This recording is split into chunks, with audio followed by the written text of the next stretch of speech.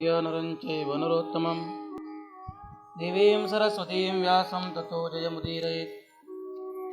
ईश्वर उवाच शृणुध्वमृखे सर्वे प्रभावं परमेष्ठिनः यज्ञात्वा पुरुषो मुक्तो न संसारे पतेत् पुनः। भगवान ईश्वर ऋषियों से कूर्म पुराण के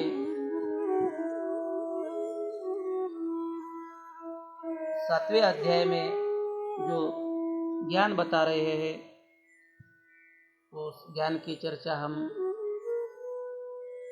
कल से कर रहे हैं। भगवान ईश्वर बोले, ऋषियों, आप सभी परमेष्ठी के प्रभाव को सुने।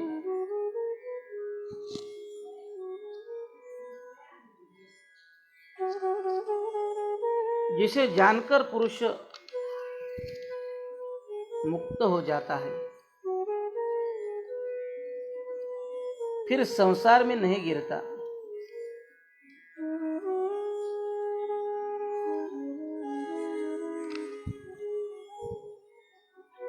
जो पर से परतर शाश्वत निष्कल ध्रुव नित्यानंद निर्विकल्प ब्रह्म है, वह मेरा परम धाम है। मैं ब्रह्म ज्ञानियों में सर्वतोमुख स्वयंभू ब्रह्मा हूं। मायावियों में मैं अव्यय पुराण देव हरि हूं। योगियों में मैं शंभु और स्त्रियों में गिरिराज पुत्री पार्वती हूं। मैं 12 आदित्यों में विष्णु तथा 8 वसों में पावक हूं। मैं रुद्रों में शंकर हूं। उड़ने वाले पक्षियों में गरुड़ हूं। गजेंद्रों में ऐरावत तथा शस्त्रधारियों में परशुराम हूं। ऋषियों में मैं वशिष्ठ, देवताओं में इंद्र, शिल्पियों में विश्वकर्मा और सुरद्वेषी राक्षसों में प्रहलाद हूं। मैं मुनियों में व्यास, गणों में विनायक, वीरों में वीरभद्र और सिद्धों में कपिल मुनि हूं। मैं पर्वतों में सुमेरु, नक्षत्रों में चंद्रमा, प्रहार करने वाले शस्त्रों में वज्र और व्रतों में सत्यव्रत हूं। मैं सर्पों में अनंत देव, सेनानियों में कार्तिकेय, आश्रमों में गृहस्थाश्रम और ईश्वरों में महेश्वर हूं। मैं कल्पों में महाकल्प हूं, युगों में सत्ययुग हूं, सभी यक्षों में कुबेर और गणेश्वरों में वीरक हूं। मैं प्रजापतियों में दक्ष, सभी राक्षसों में निवृत्ति, बलवानों में वायु और द्वीपों में पुष्कर द्वीप हूं। मैं मृगेंद्रों में सिंह हूं, यंत्रों में धनुष हूं, वेदों में सामवेद और यजुर्मंत्रों में शतरुद्रीय हूं। मैं जपनीय सभी मंत्रों में सावित्री मंत्र हूं। गोपनीयों में प्रणव हूं। वैदिक सूक्तों में पुरुष सूक्त हूं। साम मंत्रों में ज्येष्ठ साम हूं। मैं सभी वेद के अर्थ को जानने वाले विद्वानों में स्वयंभू मनु हूं।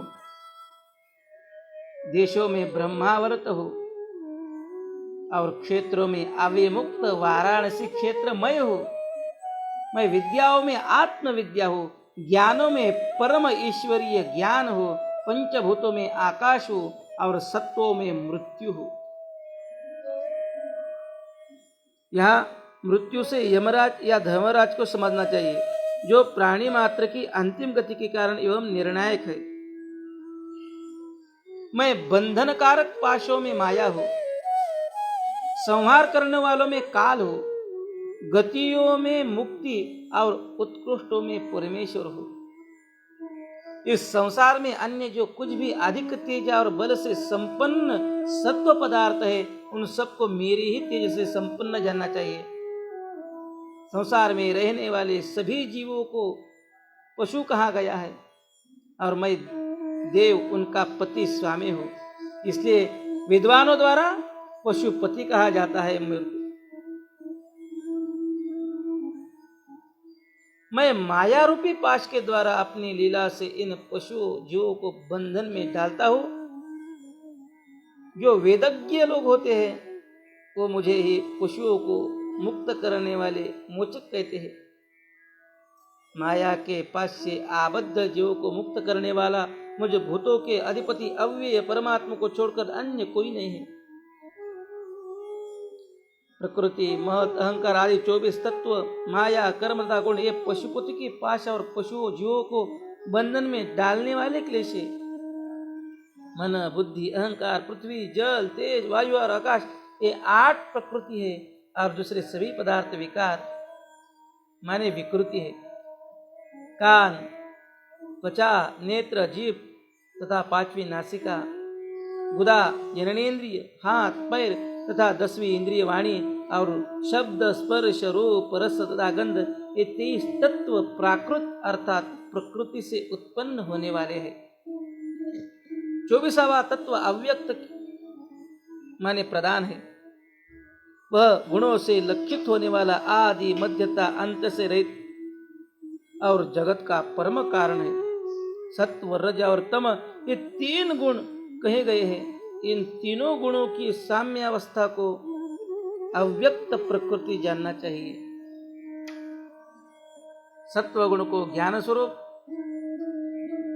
तमोगुण को अज्ञान स्वरूप और रजोगुण को मिश्र रूप अर्थात ज्ञान और अज्ञान दोनों का मिश्र रूप कहा गया है।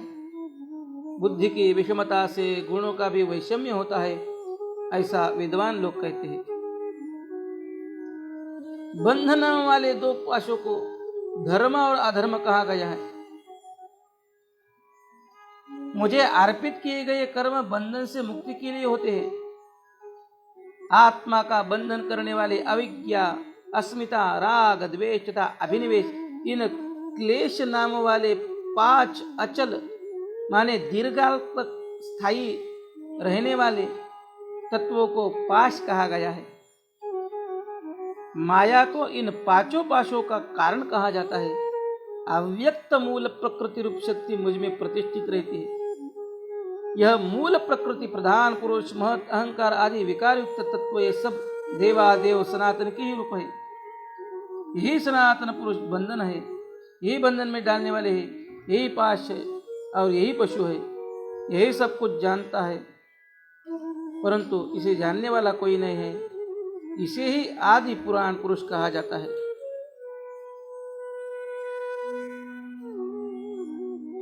यह बंधन आदि को सनातन पुरुष में कल्पित मात्र बताकर अद्वैत भाव की प्रतिष्ठा की गई है। ब्रह्म भगवान की जय।